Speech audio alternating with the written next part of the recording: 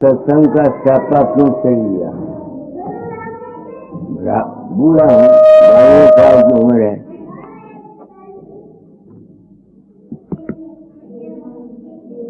क्यों आया? छोटी उम्र से ब्राह्मण के घर जन्म लेने की वजह से या मेरे पिछले कर्मों की वजह से राम के मिलने की तमन्ना थी। जिसने मुझे बनाया है उसको, वो क्या है, कहाँ है, उसको मिलने की तमन्ना थी। रामायण पढ़ी, भागवत पढ़ा। उस सिलसिले में मेरा एक दृष्ट था जो 24 घंटे रोने के बाद मुझको दाता जाए महाराज के चरण में ले गया। उन्होंने ये संत मत मुझको दिया और कहा इस रास्ते पर चलने से तुमको राम मिल जाएगा।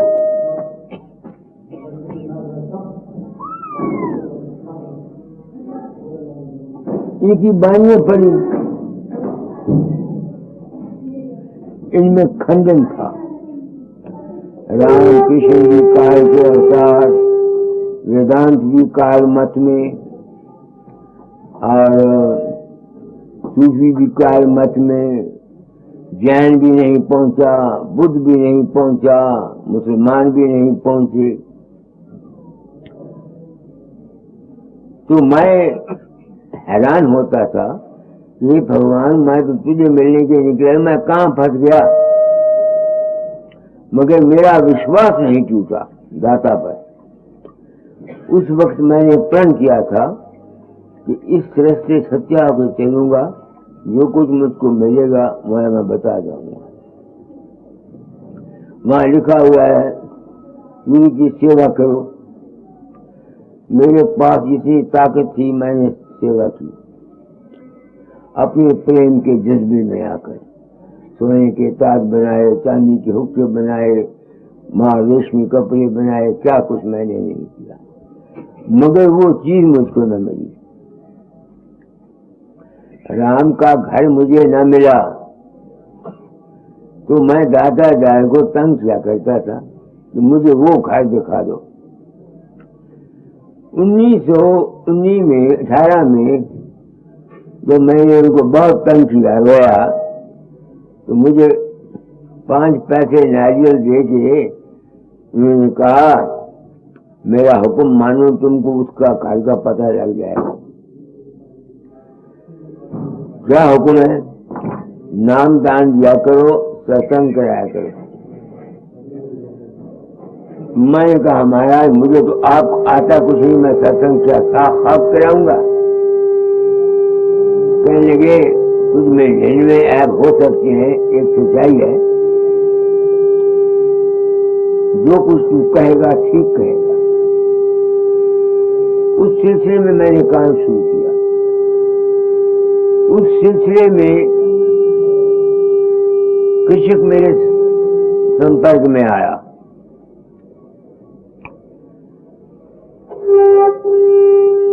तो मैंने वो जो मेरा असली घर था उसके पता पक्का मुझको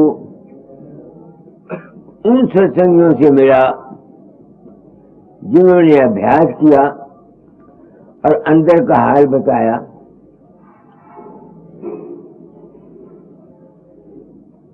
उनमें से एक श्री कृष्ण जी महाराज। मैंने किसी को नाम नहीं दिया।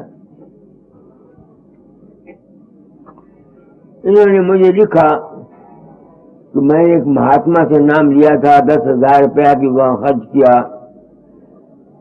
मुझे चीज मिली नहीं, आप मुझे नाम दान दे दो। तो मैंने इसको लिखा भाई मैं नाम दान किसी को देता नहीं, तू मुझको तो मेरे दाता ने राधा स्वामी नाम और गुरु स्वरूप का ध्यान शुरू में बताया था, तुम जहां से मर्जी नाम ले लो, मगर मेरी किताबें पढ़ते रहना ताकि तुम पथ प्रश्न हो जाओ। श्री कृष्ण ने मेरे उस खत को नाम समझा, वो मेरे ध्यान में करता था। 3 साल के बाद वो डायरी लेके होशियारपुर 9 सेब लेके मेरे पास आया, वहां सत्संग। उसने डायरी मेरे आगे रखी। उस डायरी में उसका अपना अंतर्हाल था। मैं उसके अंतर गया, मैंने ये किया, मैंने उसको वहां ले गया, मैं वहां ले गया, मैं वहां ले गया, मैं वहां ले गया, मैं वहां ले गया। और मैं जानता था ना कि मैं नहीं गया। मैं जानता था ना कि मैं नहीं गया। तो मैंने किसी को ज्ञान देने के लिए, सच्चाई बताने के लिए 5 पैसे और नारियल इसकी गोद में डालकर मथा दे दिया। मैंने कहा तू नाम दान दिया कर, सत्संग कराया कर, असलियत, सच्चाई, हकीकत तुमको पता लग जाएगा। वो चले गए, मैंने भी चले जाना है। तो मैं यहां क्यों आया? 2 वजूहात। पहला ये कि उनके संपर्क में आए हुए यहाँ के चंद आदमी और औरतें हैं। ख्याल आया कि उनके जो नाम लेवा हैं, जो उनसे उनको सच्चाई बता जाऊं ताकि वो भटकते ना फिरे। दूसरे, मेरी खोटी किस्मत समझ लो या चीज समझ लो, मैंने मानवता मंदिर बनाया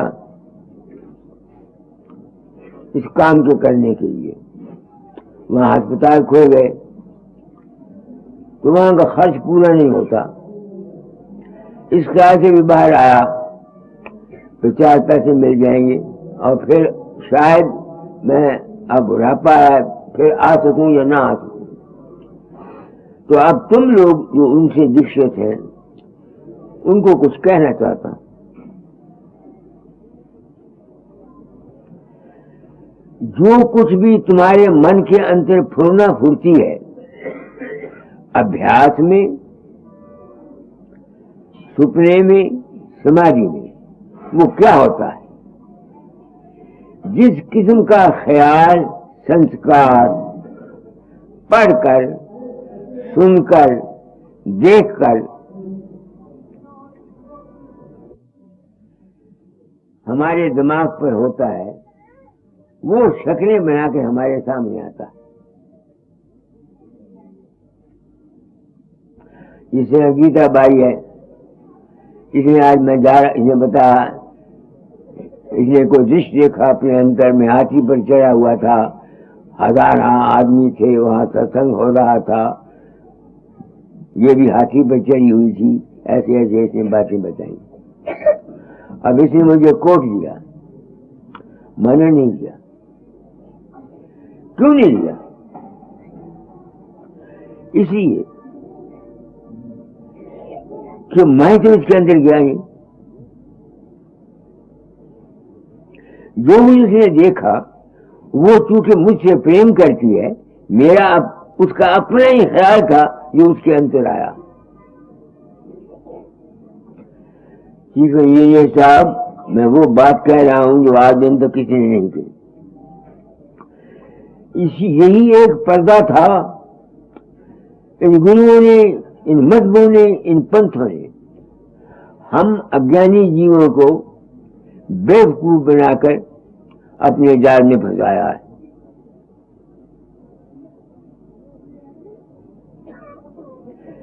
जो कुछ भी तुम्हारे अंदर प्रकट होता है, अच्छा या बुरा, ये संस्कार है। जिस किस्म की किताबें को पढ़ता है, जिस किस्म के किसी के पिछले जन्म के ख्यालात होते हैं, जिस किस्म के उसका वातावरण होता है, वही होता है। अब तुम सोचो, क्या कभी किसी हिंदू को अपने अंदर मुसलमान नजर आया, मोहम्मद नजर आया, ईसा मसीह नजर आया? नहीं, क्योंकि वो संस्कार नहीं है। किसी मुसलमान को या किसी ईसा मसीह वाले को, क्रिश्चियन को, कभी राम आया, कभी कृष्ण आया? नहीं आया। नहीं आया। क्या किसी आदमी को सपने में सपना आया कि वो औरत बन गई है और उसके बच्चे जाए हैं? क्या किसी औरत को सपना आया है कि वो आदमी बन गई है? सपने में आदमी बना हुआ है और उसने शादी किया, उसके बच्चे पैदा हुए हैं? नहीं। क्यों? क्या तुम में से किसी को सपना आया कि तुम मां का मम्मा पी रहे हो? नहीं, क्योंकि वो संस्कार नहीं है। तो मैं जहां आया, मेरे आने का कोई मकसद है। वो मकसद ये है कि जो कृष्ण जी महाराज के साथ संबंध रखते हैं उनको सार वस्तु बता जाऊं, ताकि तुम्हारा जन्म जो है ये सफल हो जाए। संतों का मार्ग जितना है, खाए राधा स्वामी मत है तो, जो कबीर मत है तो, जो और समझ, वो है निवृत्ति मार्ग। निवृत्ति मार्ग समझ लेना कि मुड़ के फिर न जन्म मरण सारा ना होवे। जो आदमी जन्म मरण से बचना चाहते हैं उनके लिए यह शब्द योग है। उनके लिए संतों का ये ध्यान है या शब्द योग है या प्रकाश का साधन है, दूसरों के लिए नहीं। नाम का अधिकारी है कौन? विश्व से जो होए उदासा, परमार्थ की जा मन आशा, धन संतान प्रीत नहीं जाके, ओजत फेर साथ गुर जागे। अब तुम में बताओ, औरतें बैठी हैं, मर्द बैठे हुए हो, क्या तुम लोग धन संतान नहीं चाहते? आप लोग नाम के हकदार ही नहीं हैं। नाम का अधिकारी सिर्फ वो है जिसको ये यकीन हो चुका है कि इस दुनिया में सुख नहीं, जन्म मरण एक दुख का कारण है और वो अपने जन्म को बनाना चाहता है, उसके लिए ये नामदान है। हम गुरुओं ने अपने डेरे के लिए, अपने मान के लिए तुमको नाम नहीं दिया, अपने नाम के लिए नाम लिया है कि मेरे 10,000 चेहरे हैं, मेरे 20,000 चेहरे हैं, मेरे 50,000 चेहरे हैं, मेरे इतना है, मेरा इतना है, मेरा इतना है। तो मैं यहां आया, आप लोग जो उनके शिष्य हैं उनको मैं कहना चाहता हूं कि दुनिया में दो मार्ग हैं, एक निवृत्ति मार्ग, एक प्रवृत्ति मार्ग। अगर तो तुम गृहस्थ में हो, दुनिया का सुख चाहते हो, उसके लिए गुर बताया देगा। देखो, तुम रात को सो जाती हो, तुमको गुस्सा आता है, तुम किसी को मुक्का मारती हो, तुम्हारा हाथ हिल जाता नहीं हिल जाता? अच्छा, रात को तुम डर जाती हो, तुम्हारी जुबान डर के मारे बड़बड़ाती है कि नहीं बड़बड़ाती? तुम आदमी हो और तो मुझे पता नहीं, तुम सपने में एक सपने की औरत बना लेती हो, ख्याल में एक ख्याली औरत तुम बना लेती हो, तुम सपने में उसके साथ भोग करती हो, तुम्हारा बेड़ी निकल जाता है। हालांकि वो जो सपने में ख्याल आया तुम्हारा, क्रोध का या डर का या भोग का, वो तुम्हारे अपने बस में नहीं है। तुमने सपने में जो कुछ भी ख्याल किया वो तुम्हारे बस में नहीं है, वो उन संस्कारों की वजह से है जो तुम्हारे अंदर आए। इससे क्या साबित हुआ कि जब सपने का ख्याल, संकल्प तुम्हारे जिस्म को हरकत दे देता है, गुस्सा आया सपने में, किसी को तुमने मुक्का मारा, तुम्हारा हाथ हिल जाता, डरती हो, जुबान बोलती। तो जब सपने के ख्याल का तुम्हारे सिर्फ असर पड़ता है जब तुम जागते हुए जो कुछ सोचते हो उसका असर क्यों ना पड़ेगा भाई।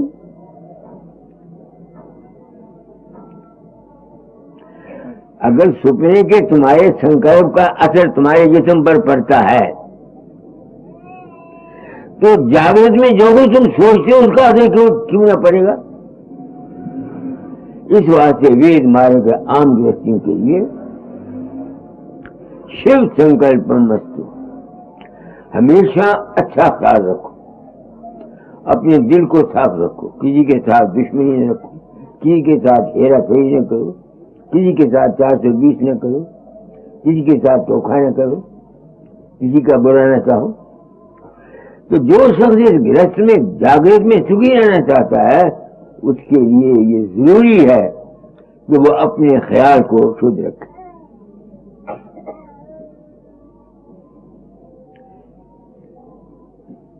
तो गृहस्थियों, अच्छा, अब जो ख्याल है उसमें ताकत है, तुम्हारे ख्याल में ताकत है, ताकत। मैथमेटिज्म द्वारा बाहर काला निशान बनाता है, उसको देखते रहता है, आंख नहीं चमकता। जब उसको वो फूल नजर आए, वो सोचे कि फूल नजर आए, चमेली का फूल सफेद हो जाए, उसमें सीधी शक्ति आ जाती है, किसी को बेहोश कर देता है, करामात कर देता है। इस वास्ते दुनिया के लिए ये जरूरी है कि आप लोग ध्यान योग किया करो। जो शख्स ध्यान करता है, जिसका ध्यान पक जाता है, उसकी मनोकामनाएं खुद ब खुद जहां तक उसकी अपनी जिंदगी का तरीका पूरी होती रहती है। कई आदमी आते हैं, कई मुझे मिलते हैं, कहते बाबा हम तेरा ध्यान करते हैं, हमारे सब काम पूरे हो जाते हैं। अब मैं अपनी आत्मा से पूछती हूँ, क्यों फकीर चंद तू करता है? कौन करता है? तुम्हारा ध्यान करता है, तुम्हारा ध्यान करता है, ध्यान। मैं नहीं कहता तो मेरा ध्यान करो ना, जिंदगी में एक का करो। हम हिंदुओं में ये नुक्स है कि आज हम देवी को पूजते हैं, कल शिव जी को पूजेंगे, परसों पार्वती को पूजेंगे, चौथ गणेश को पूजेंगे। धोबी का कुत्ता न घर का न खाट का, एक ही साजे सब सजे, सब साजे सब जाए। तो जो आप जो आए हैं, मैं तो अपना कर्म भोगता, मुझ पर श्री कृष्ण जी महाराज का एहसान है, क्योंकि तुम लोगों की वजह से मैं जिस बात की तलाश करना चाहता था कि मेरा राम कहाँ है, उसका मुझे पता लग गया।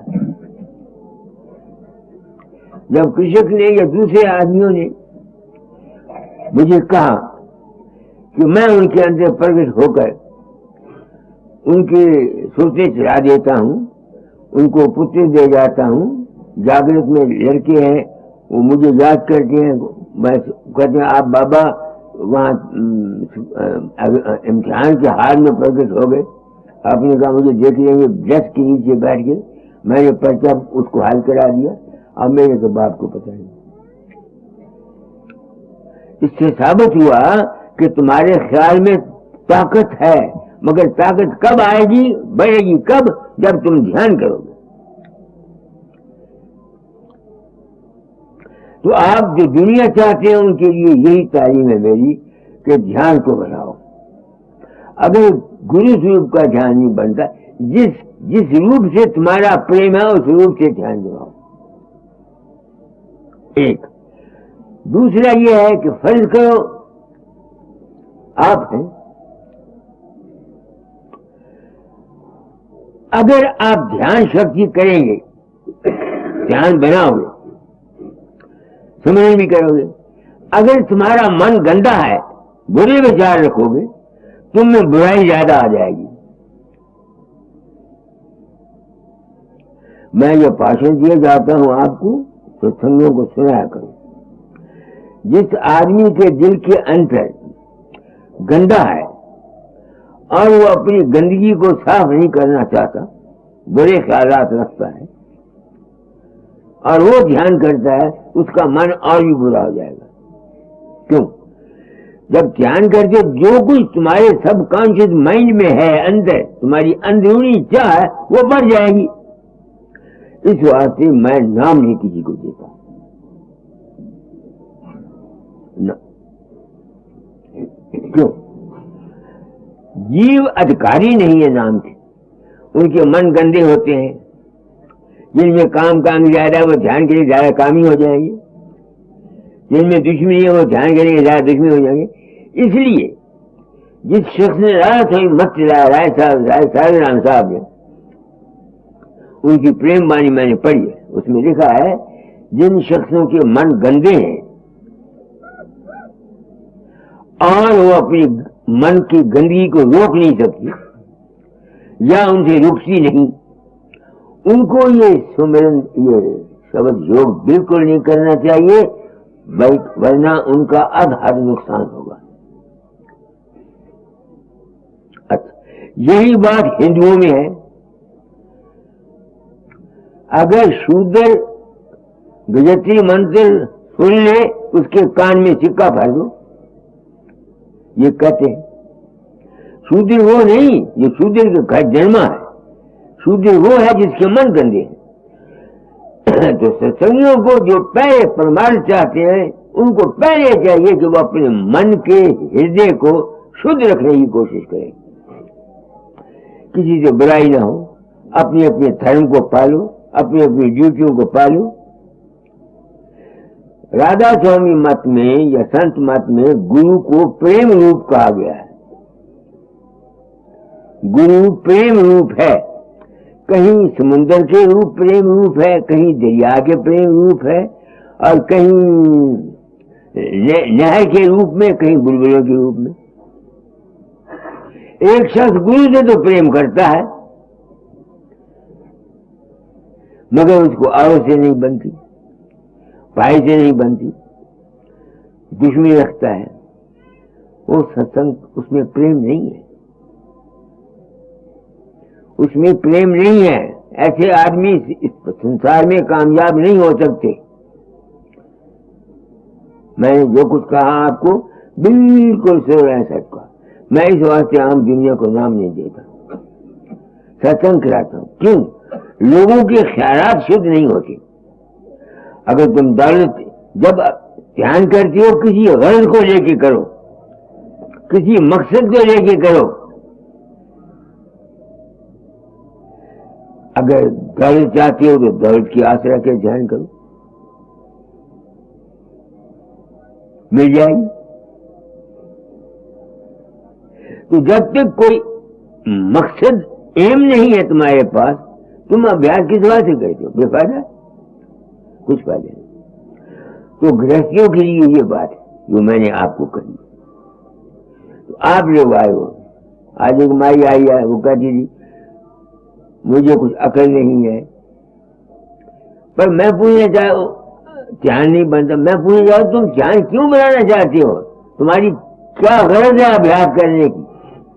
जो आदमी बगैर गरज के कोई काम करता है, उसको कोई फायदा नहीं, कोई फायदा नहीं। सिर्फ अपने मन को साफ रखो, अपनी ड्यूटी पूरी करो।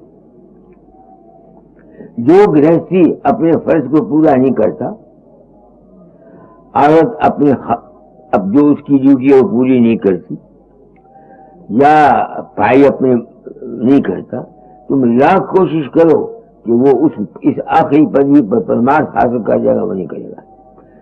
जरा शब्द निकालो कबीर साहब का, बताना चाहता हूं।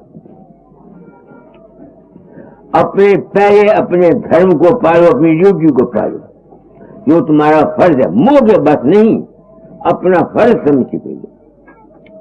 मैं देखता हूँ कई बार बाहर जाता हूँ, कई औरतें प्रेम करती हैं मेरे लिए, तो 5-5, 6-6 सब्जियां बना के देती हैं, मगर जब साफ सुथरे घर में होते हैं उनको रूखी रोटी देती है।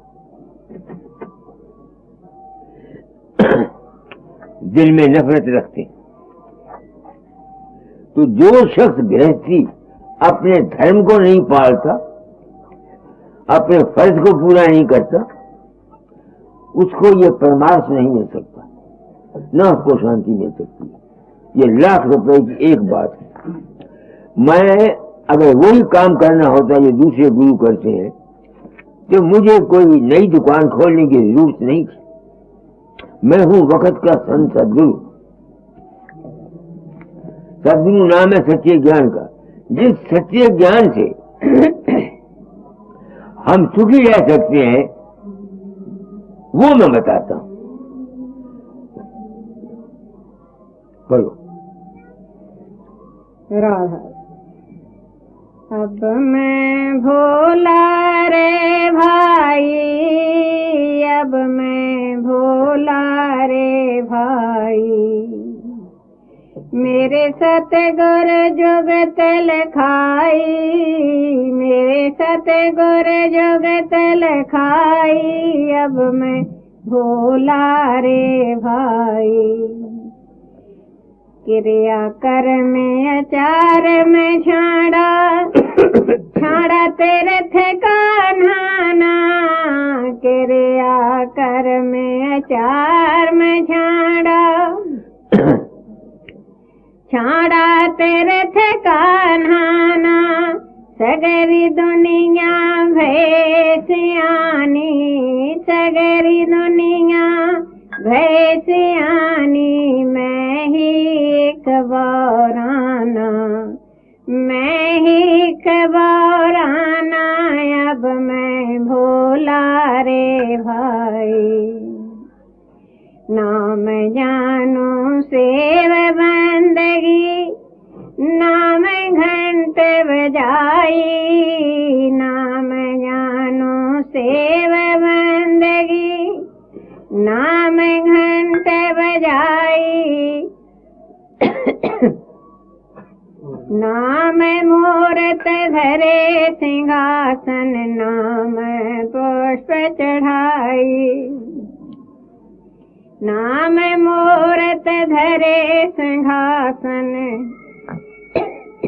ये मूरत मुख से बोले कर स्नान नवाई, जो ये मूरत मुख से बोले कर स्नान नवाई, 5 टका हूँ देत ठठेरे, 5 टका हूँ देत ठठेरे, एक ही होने आई, अब मैं भूला रे भाई, अब मैं भूला रे भाई।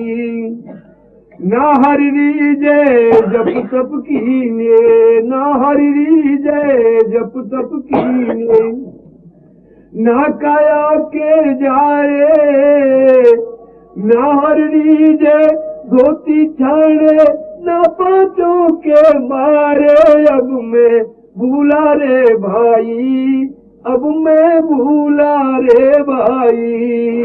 मेरे सतगुरु जगत बताई, अब मैं भूला रे भाई। दया राखी धर्म को पाले, दया राखी धर्म को पाले, जग से रहे उदासी, अपना साजिब सबका जाने, ताहि मिले अविनाशी, अब मैं भूला रे भाई। अब तुम देखो कबीर क्या क्या गया भाई, मैं कुछ नहीं जानता। वो कहता है जो शख्स अपने धर्म को नहीं पालता और अपने से जीव दूसरों को नहीं समझता,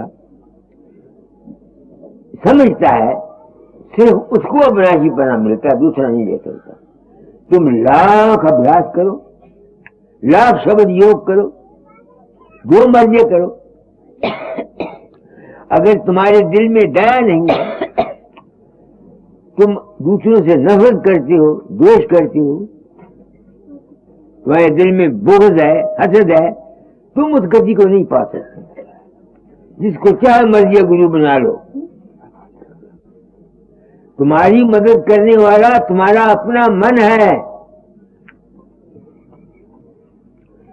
तुम लोग माए हो, छोटे बच्चे होते हैं, उनका कोई कसूर, छोटे बच्चे होते हैं, जरा सा हैरा कि तुम उनको पीटती हो, कूटती हो, मारती हो कि नहीं मारती, उसको तो बुद्धि नहीं है, फिर तुम्हें दया कहाँ आई? बताओ, सोचो अपनी रानी को। तो जब तक दया नहीं है, अपने धर्म को नहीं पालते, तुम नाम लो या ना लो,